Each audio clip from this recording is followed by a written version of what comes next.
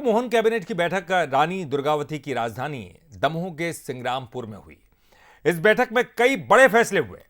यहीं से मुख्यमंत्री मोहन यादव ने लाडली बहना योजना की किश्त भी जारी की। तो रानी दुर्गावती के नाम पर सरकार ने कई योजनाओं की घोषणा की। कुल मिलाकर सिंग्रामपुर से सरकार ने मातृशक्ति को कई उपहार दिए।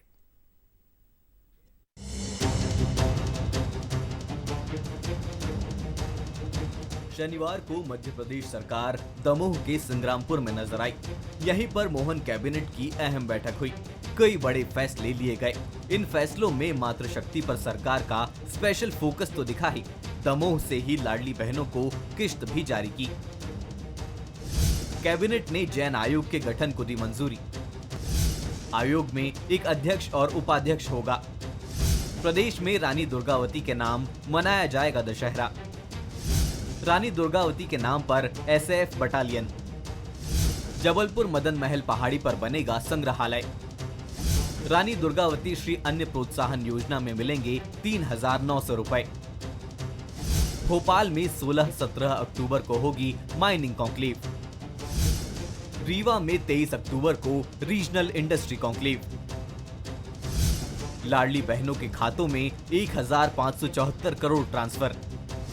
सामाजिक सुरक्षा पेंशन के दिए 332 करोड़। पीएम उज्ज्वला योजना की किश्त हुई जारी। गैर पीएम उज्ज्वला योजना के भी दिए पैसे।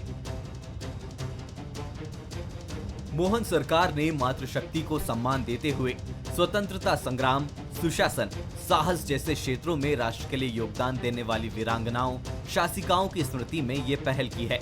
इसी कड़ी में अगली कैबिनेट महेश्वर में होगी।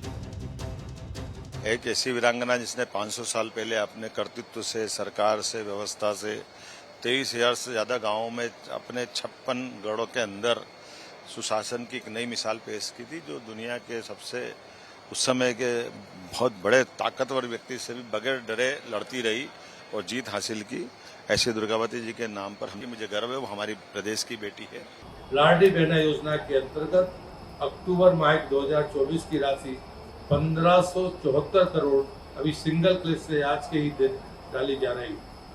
वीरांगना रानी दुर्गावती की जन्म जयंती के दिन जो हमारी एक महत्वपूर्ण योजना है, उसका नाम रानी दुर्गावती जी के नाम से श्री अन्न प्रोत्साहन योजना।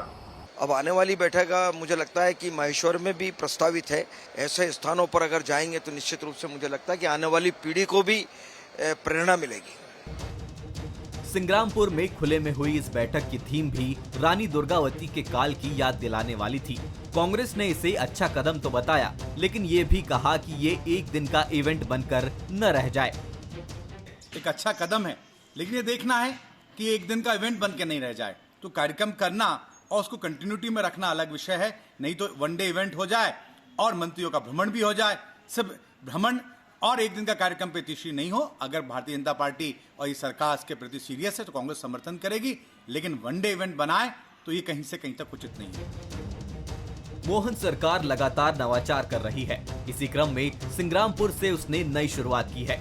ये सिलसिला आगे भी चलेगा और मातृशक्तियों और महापुरुषों के सम्मान में सरकार बाहर निकलकर विकास की नई इबारत लिखेगी।